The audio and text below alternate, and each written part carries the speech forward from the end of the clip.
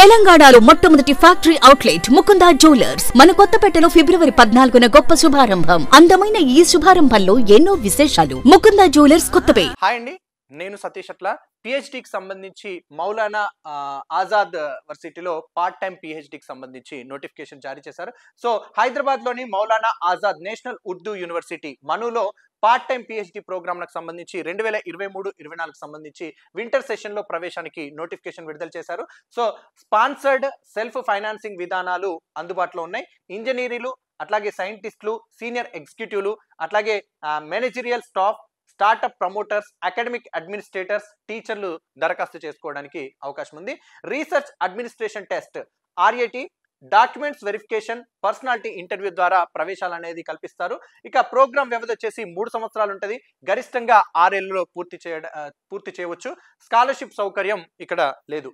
ఇక విభాగాల వారిగా సీట్లు చూస్తే మేనేజ్మెంట్ విభాగాల్లో 9 సీట్లు ఉన్నాయి, కామర్స్ విభాగాల్లో 6 సీట్లు ఉన్నాయి, సైన్సెస్ విభాగాల్లో 21, టెక్నాలజీ విభాగాల్లో 4, ఎడ్యుకేషన్ అండ్ ట్రైనింగ్ విభాగాల్లో 38, ఇంకా దక్కన్ స్టడీస్ విభాగాల్లో 5, సోషల్ సైన్సెస్ విభాగాల్లో 15, మాస్ కమ్యూనికేషన్ అండ్ జర్నలిజంలో ఈ విభాగంలో 7 సీట్లు అనేవి ఉన్నాయి. ఇక అర్హతలు చూస్తే 10వ తరగతి లేదా ఇంటర్ లేదా డిగ్రీ స్థాయిలో ఉర్దూ ఒక సబ్జెక్టుగా కానీ లేదు ఉర్దూ మీడియంలో కానీ చదివి ఉన్నవారై ఉండాలి. ఇక లేదా మదర్సా కోర్సు పూర్తి చేసి ఉండాలి.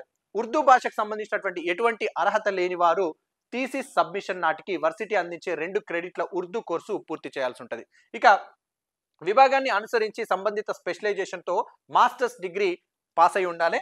ఇక కనీసం 55% మార్కులు తప్పనిసరిగా ఉండాలి. అట్లాగే వర్సిటీ నిర్వహించే రీసెర్చ్ అడ్మిషన్ టెస్ట్ లో అర్హత పొంది ఉండాల్సి ఉంటుంది. ఇక UGC, CSIR, inspire, ICAR, ICHR, ICMR, DBT, DST, teacher fellowship పొందిన వారు, set, net, slate, జీప్యాట్, gate valid score ఉన్నవారు, ఇక ఎంఫిల్ అభ్యర్థులు RAT రాయాల్సిన అవసరం లేదు ఇక్కడ. ఇక దరఖాస్తు నాటికి సంబంధిత రంగంలో 3 ఏళ్ల అనుభవం కలిగిన వారై ఉండాలి. ఇక అభ్యర్థులు పనిచేస్తున్న సంస్థ నుంచి no objection certificate, NOC certificate submit చేయాల్సి ఉంటుంది. వయో పరిమితి నిబంధనలు లాంటివి అయితే ఏమైతే లేవు. ఇక వెయిటేజ్ పరంగా చూస్తే UGC లేదా CSIR, JRF అర్హత ఉన్నవారికి, స్పాన్సర్డ్ అభ్యర్థులకు, రీసెర్చ్ సంస్థలో సైంటిస్టులకు 70 మార్కులు, నెట్ లేదా సెట్, స్లెట్, గేట్, జీప్యాట్ అర్హత ఉన్నవారికి, ఇన్స్పైర్ లేదా రాజీవ్ గాంధీ తదితర ఫెలోషిప్లు ఉన్నవారికి 60 మార్కులు, ఇంకా ఎంఫిల్ అభ్యర్థులకు వచ్చేసి 50 మార్కుల వెయిటేజ్ అనేది ఇక్కడ ఇస్తారు.